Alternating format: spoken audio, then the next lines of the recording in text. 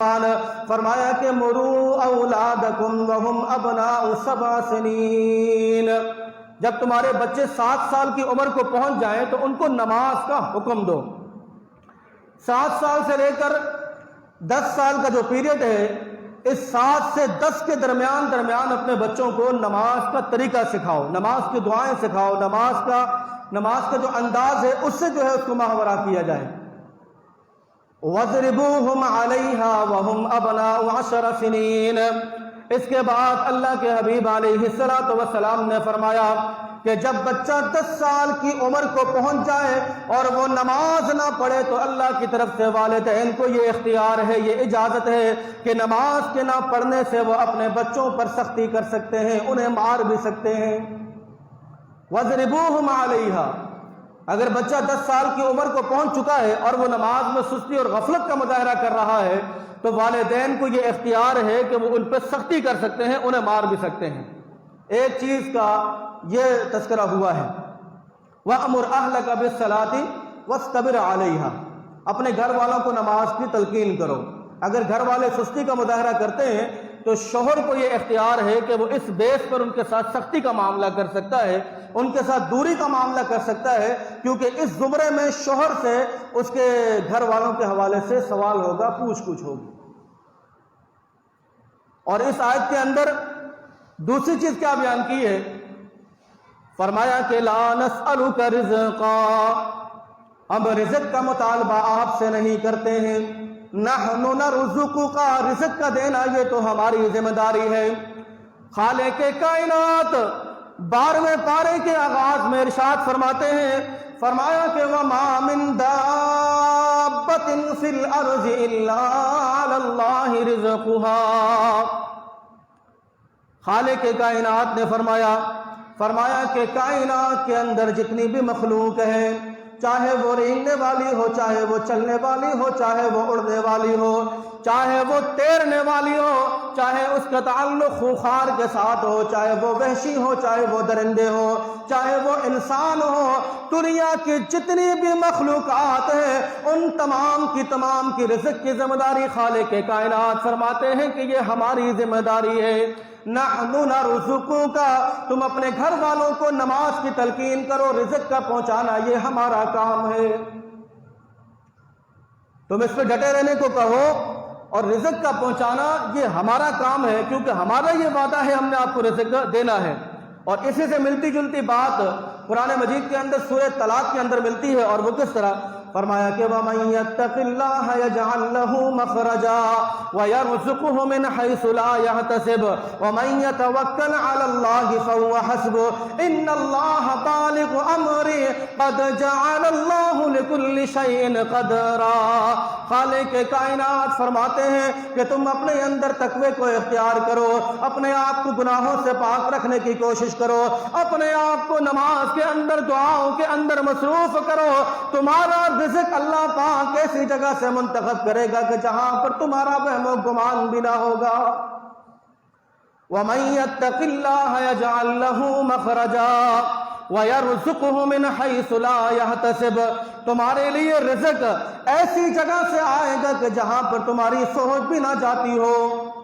وَمَن يَتَوَكَّلْ عَلَى اللَّهِ فَهُوَ حَسْبُهُ، جو لوگ اللہ رب العالمین پر اعتماد کرتے ہیں، بھروسہ کرتے ہیں، صرف خالق کائنات پر ہی ان کا اعتماد ہوتا ہے، تو اللہ فرماتے ہیں کہ اللہ ان کے لیے کافی اور شافی ہو جاتا ہے۔ اس آیت کے اندر 2 چیزیں خالق کائنات نے فرمائی، ایک اپنے گھر والوں کو نماز کی تلقین کرو، اس پہ ڈٹے رہنے کو کہو، اور دوسری چیز کہ رزق کے حوالے سے پریشان نہ ہو، رزق کا دینا یہ ہماری ذمہ داری ہے۔ بعض لوگ اپنی اولاد کو بھوک کی ڈر کی وجہ سے قتل کرتے ہیں کہ اولاد کے اندر اضافہ ہو چکا ہے، ان کا رزق کہاں سے پورا ہوگا، ان کی تعلیم و تربیت کا بندوبست کہاں سے ہوگا؟ تو اللہ نے فرمایا کہ وَلَا تَقْتُلُوا أَوْلَادَكُمْ خَشْيَةَ إِمْلَاقٍ، اپنے بچوں کو بھوک کی ڈر کی وجہ سے قتل نہ کرو، اس کے رزق کا پہنچانا یہ خالق کائنات کی ذمہ داری ہے، اللہ نے پہنچا کر رہنا ہے۔ تو میرے محترم بھائیوں، دوستو، بزرگوں، اس آیت کے اندر اللہ رب العالمین نے 2 چیزوں کا تذکرہ کیا، نمبر 1 نماز کی تلقین اور نماز پہ سختی، اور نمبر 2 رزق کے حوالے سے۔ آپ نماز کی تلقین شروع کرو، نماز کو قائم کرنا شروع کرو، رزق ایسی جگہ سے مہیا کیا جائے گا کہ جہاں پر انسان کا وہم و گمان بھی نہ جاتا ہوگا۔ اچھا، اس نماز کے فائدے کیا ہیں؟ میرے محترم بھائیوں، دوستوں، بزرگوں، انسان دو طرح سے نشو و نما پاتا ہے۔ نمبر ایک، جسمانی اعتبار سے اچھی غذائیں جب انسان استعمال کرتا ہے تو انسان کا جسم پھلتا اور پھولتا ہے، توانا ہوتا ہے، موٹا تازہ ہوتا ہے اچھی غذا کے استعمال کرنے سے۔ اسی طریقے سے انسان کے اندر ایک روحانیت کا مادہ ہوتا ہے، اور جس طرح انسان جسم و جان اور دوسری چیز جو ہے وہ روحانیت، جس طرح اچھی غذا کھانے سے انسان کے اندر توانائی آتی ہے، طاقت آتی ہے، اسی طریقے سے اچھے اعمال کرنے کی وجہ سے انسان کی روحانیت کے اندر اضافہ ہوتا ہے، روحانی اعتبار سے انسان جو ہے وہ ترقی کرتا ہے۔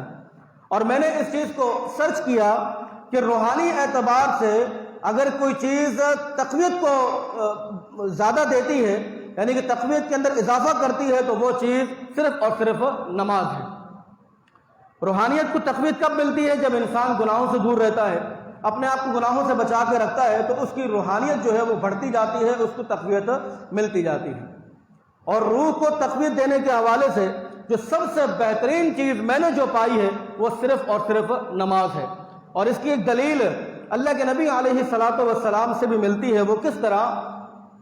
خالق کائنات نے فرمایا، اللہ کے حبیب علیہ الصلوۃ والسلام ارشاد فرماتے ہیں کہ لو ان نہرا بباب احدکم یغسلہ فی کل یوم 5 مرات هل یبقى من درنہ شیء؟ قالوا لا یبقى من درنہ شیء۔ روح کو تقویت پہنچانے والی غذا نماز ہے۔ اللہ کے حبیب علیہ الصلوۃ والسلام نے سوال کیا، اور وہ سوال کیا تھا؟ فرمایا کہ اے میرے صحابہ کی جماعت، اگر تمہارے گھر کے باہر سے ایک نہر جاری ہو اور تم اس کے اندر دن میں 5 دفعہ غسل کرتے ہو تو بتاؤ کہ هل يبقى من درنہ شیء؟ دن میں 5 دفعہ غسل کرنے والے آدمی کے جسم میں کوئی میل و کچیل باقی رہے گی؟ صحابہ کہتے ہیں کہ لا يبقى من درنہ شیء۔ اے اللہ کے حضور علیہ الصلوۃ والسلام، اگر کوئی دن میں 5 دفعہ غسل کرتا ہے تو اس کے جسم پہ کوئی میل و کچیل باقی نہیں رہتی۔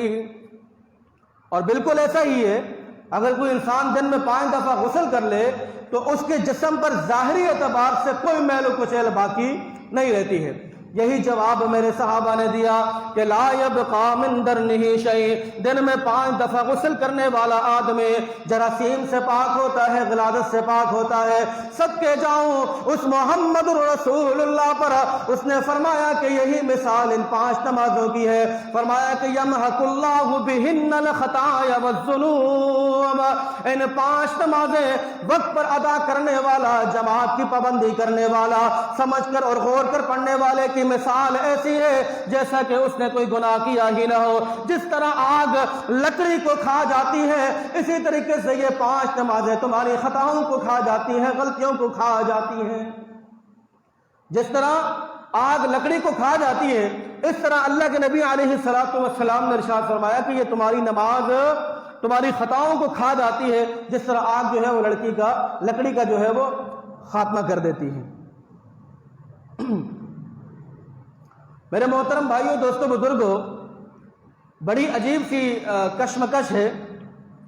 گزشتہ سال رمضان المبارک کے اندر لاک ڈاؤن لگا، اور لاک ڈاؤن کی صورت میں مساجدوں